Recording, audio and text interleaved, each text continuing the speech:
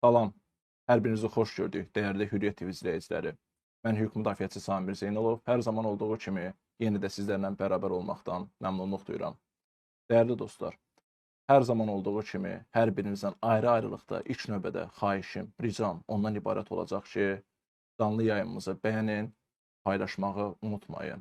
Bu işi bizdən əsirgəməyin, dəyərli dostlar. Və sözsüz ki, kanalımıza abunə olmağı da unutmayın. Əziz və hörmətli dəyərli Hürriyyət TV izləyiciləri, bugün mən yenə də Rasim haqqında danışacağım.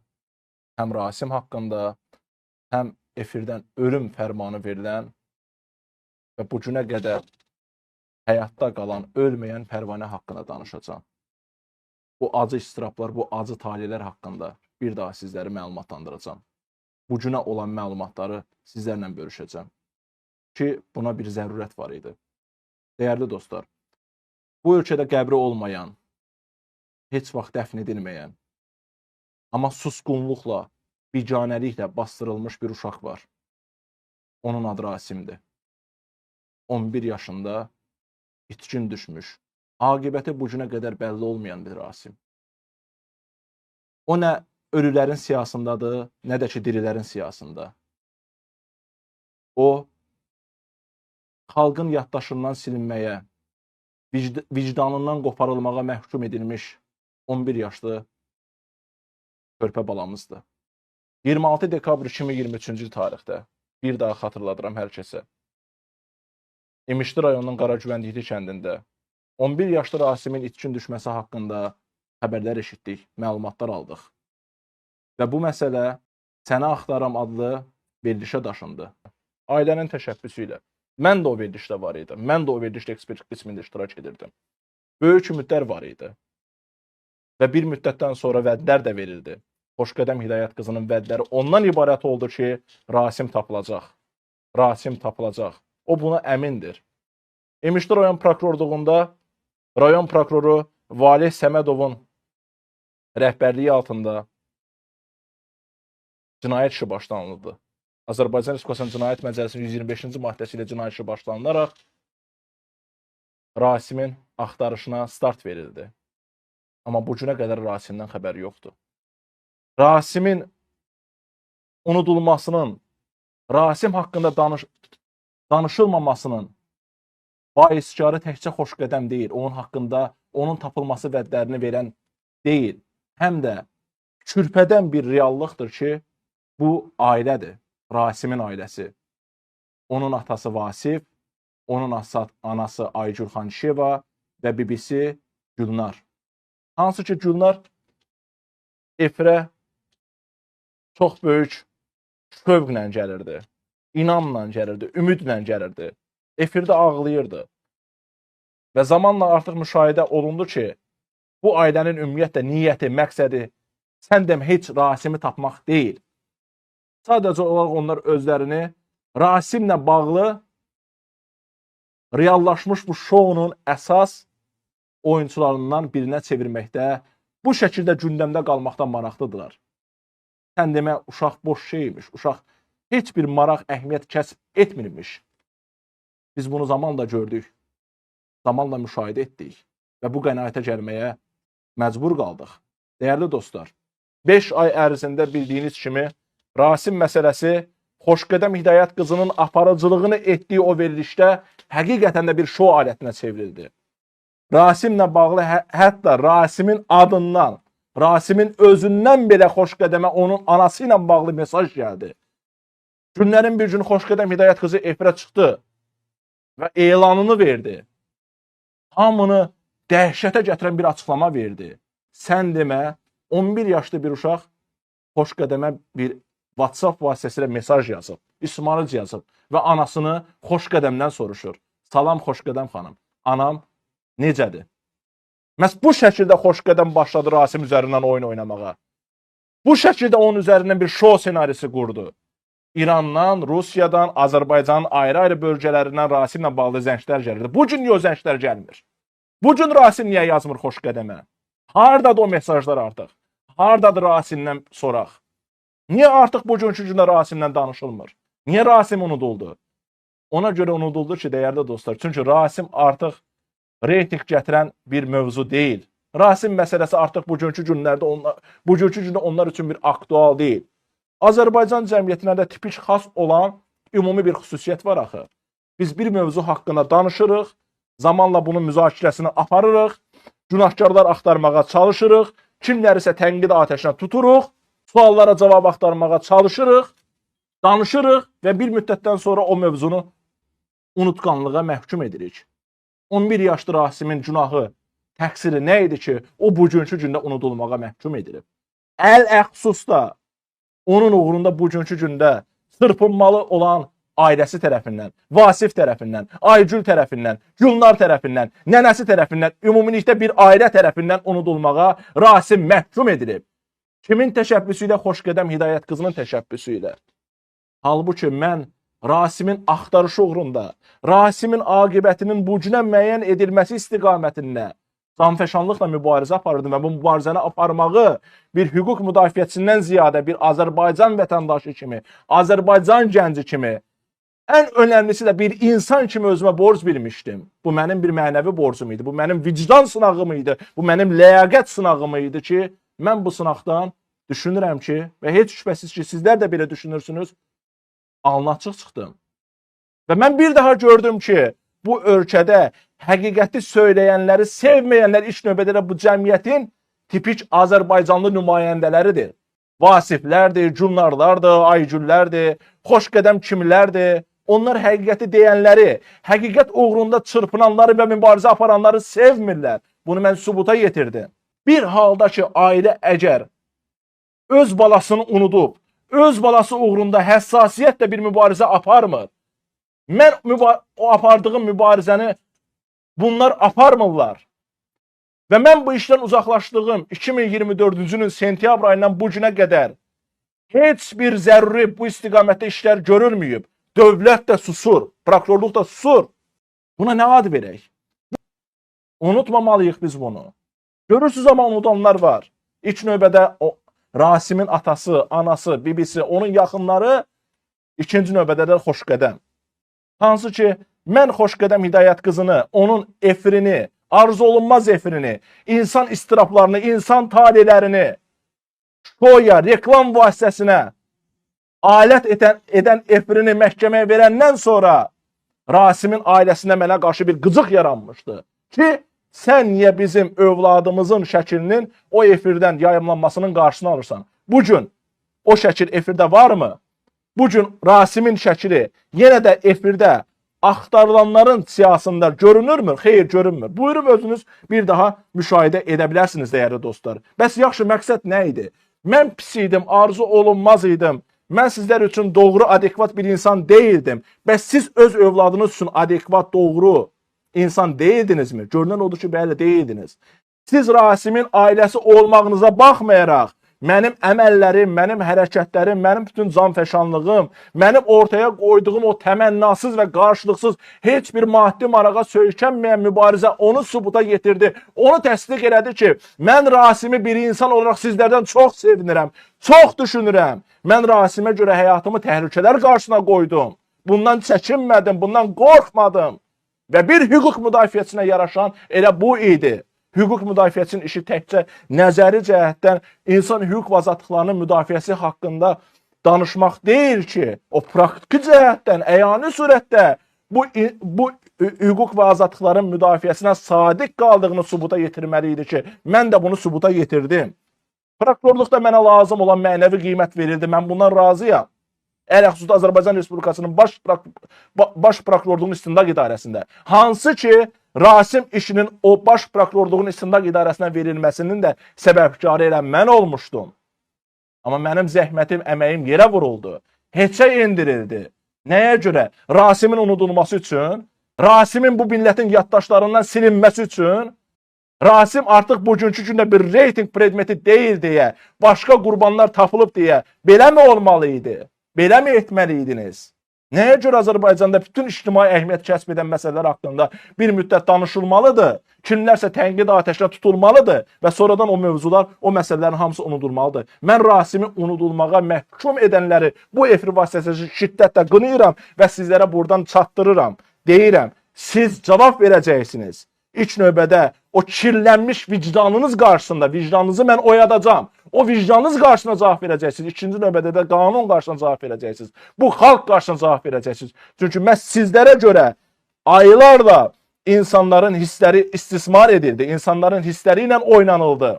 İnsanlar məhz Rasim bugün tapılar, sabah tapılar deyə ekranlar qarşısında gəldilər, əyləşdilər ki, bugün sabah doğrudan da bəlkə Rasim tapılar. Rasim üçün bu millət hamılıqla narahatlıq keçirdi. İndi hər zaman mənə canlı yayımlar vasitəsilə orada burada hər zaman sual verilir ki, Rasimin aqibəti necə oldu? Rasim niyə tapılmadı? Rasim tapılacaqmı? Rasim hardadır deyə bu sualları dəfələrlə mənə verirlər. Bəs mən onlara nə cavab verim? Nə deyim mən onlara? Mən onlara bir daha deyirəm ki, ailə mənə verdiyi etibarnaməni, ailə mənə verdiyi o səlahiyyəti mənim əlimdən bilərəkdən məkirli şəkildə aldı və işi həvalə elədilər yenə Xoşqədəmə. Xoşqədəmin o efir vasitəsilə məddahlıqla təbliğ etdiyi vəkillərə Cavid Cəfərov kimi, Nail İbrahimov kimi vəkilləri bu işə təhkim elədilər ki, onlar belə titanik bir nailiyyət ortaya qoyacaqdılar, titanik əmək ortaya qoyacaqdılar, amma heç birində eləmədilər, dəyərli dostlar. Çünki ortada heç bir pul, maddiyyat yox idi. Bu işi görəcək yeganə şəxs mən idim ki, onu da mən edirdim. Yaxşı, niyə mənə imkan vermədiniz? Siz bugünkü gündə Rasimi əgər unudulmağa məhkum edəcəydinizsə, o zaman niyə efirə gəlirdiniz? Niyə özünüzü bu millətə tanıdırdınız? 1-2 ay, 5 ay, 6 ay, 1 il ərzində efirlərdə tanınmaq üçün ki, biz də varıq bu ölkədə. Bu ölkədə Gülnar adlı, Vasif adlı, Aygül adlı bir insanlar yaşayır. Buna görə kimə lazımsınız siz? Bir uşağın üzərindən siz şou təşkil etdiniz. Dəhşətli faciədən də betər olan reallığı siz gerçəkləşdirdiniz. 7 aydır ki, Rasim haqqında danışılmır. 7 aydır ki, Rasimin axtarışı ilə bağlı hüquq mühafizə orqanlarından bir xəbər yoxdur. 7 aydır ki, Xoşqədəm Hidayət qızının efirində Rasimlə bağlı bir dənə də olsun tutarlı bir məlumat yoxdur. Möhtəbər bir məlumat yoxdur. Ancaq ailə üzvləri çağırılsın efirə, ələxüsusda o Gülnar, o bibisi, məkirli niyyətə sahib olan o bibisi çağırılsın efirə, ya Rasim haqqında şeirlər deyilsin, ya dramatik bir şou yenə də yaradılsın. Budur sizin Rasim işinə verdiyiniz acı, ağır, mənfi bir töhfə. Bundan başqa siz hansı işə yaramısınız ki? Nə etmişsiniz ki bundan başqa? Sən Vasif Xankişiyev, İmişli rayon prokurorluğunda olanda canfəşanlıq edirdin mənim qarşısına. Belə edərəm, elə edərəm, o mənim balamdır, belə edəcəm, elə edəcəm. Bəs nə oldu? İndi niyə eləyə bilmirsən? İndi niyə o canfəşanlığın yoxdur? Çünki sənin yanında səni bir ata kimi öz övladını axtarmağa təşviq edən mənim kimi bir insan yoxdur. Mən bunu edirdim, mən bunu bacarırdım. Hansı ki, Ombudsman Səbinə Əliyevanın qəbulunda olduğumuz zaman mən Rasim üçün göz yaşı axıdanda, baş prokurorluqda mən canfəşanlıq eləyəndə, dövlət sərhəd xidmətində qəbulda olduğumuz zaman canfəşanlıq eləyəndə, sən sakit başını aşağı əyib, dişlərini ağardıb gülürdün. Bəli, bu gerçəklikdir, bu reallıqdır. Mən bunu dana bilmərəm. Amma mən hər zaman o gülüşün arxasında bir istirab axtarırdım. Mənə çox dedilər ki, siz məni yarı yolda qoyacaqsınız, siz mənə qarşı nankorluq edəcəksiniz. Amma mən yenə də bu yoldan dönmədim. Bu tutduğum yoldan geri çəkilmədim. Hələ düşünün, mən bu tutduğum yoldan geri çəkilmiş olsaydım, siz daxil olmaqla cəmiyyət mənə hansı adı vermiş olardı? Qorxaq. Sanki itən onların övladı deyil. Sanki itən üzü gözünə öyrəşdikləri, hər gün malqara otarmağa göndərdikləri Rasim deyil. Onlar Rasimin əməyini istismar edirdilər, bəli. 11 yaşlı uşağın əməyi bir ailə tərəfindən istismar olunurdu. O məktəbdən yayındırılırdı.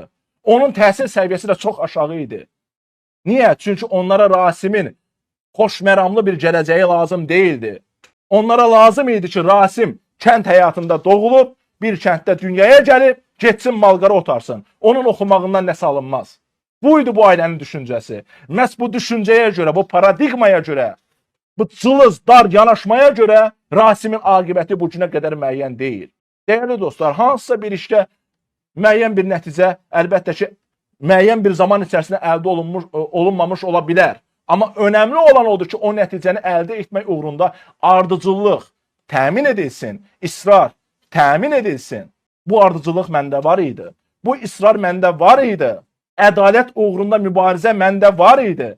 Və sizdə varmı? Xeyr, sizdə yoxdur. Çünki siz xainsiniz. cənab Kamran Əliyev və Rasimlə bağlı İmişli rayon prokurorluğunda yol verilmiş bütün prosessual pozuntular haqqında məlumatları çatdırdım. Çəkinmədən, qorxmadan, özümə arxayın şəkildə, özümə güvənərək. Çünki mən haqlı idim. Çünki mən doğru idim. Mən İmişli rayon prokurorluğunda olanda bu işin icraatı bəli dayandırılmışdı. 30 aprel 2024-cü tarixdə mən ilk dəfə olaraq İmişli rayon prokurorluğunda Rasim işi ilə bağlı Valiyev Səmədovun xidməti otağında onun qəbulunda olmuşdum. Və o mənə çox arxayın şəkildə məlumat verdi ki, biz Rasimlə bağlı icraatı dayandırmışıq. Mən cənab Valiyev Səmədova sual verdim. Niyə? Nəyə görə? O bunun səbəblərini əlbəttə ki, açıqlamadı. Düzdür, cinayət prosessual qanunvericinin tərəfləri baxımından bu müddətə görə idi. Amma Rasimlə bağlı lazım olan möhtəbər sübutlara vaxtında baxışın keçirilməməsi, Rasim işinə isti izlərlə yanaşılmaması əlbəttə ki, Rasimin aqibətini müəyyənləşdirməyi də çətinləşdirmişdi. Qaragüvəndiyi kəndindən keçən Boztepe kanalı ətrafında quraşdırılan və Rasimin də həmin o kanal ətrafında itməsi ehtimal olunan ərazi boyunca kameraların quraşdırılması məsələsi idi. Ən möhtəbər sübut kameraları idi. Hansı ki o kameralara vaxtında baxışın keçirilməsi İmişli rayon prokuroru Valiyev Səmədov tərəfindən vaxtında təmin olunmamışdı. Bəli, mən bu işdə xoşqədəmi bayiskar göstərirəm. Ailəni bu günə münasibətdə və bu günə qədər etdiklərindən dolayı bayiskar göstərirəm. Amma onunla paralel olaraq hər zaman mən diqqətlərə çatdırmışam ki, Rasim işinin açılmamasının ən böyük baiskarı, ən böyük günahkarı məhz İmişli rayon prokuroru Valiyev Səmədovdur.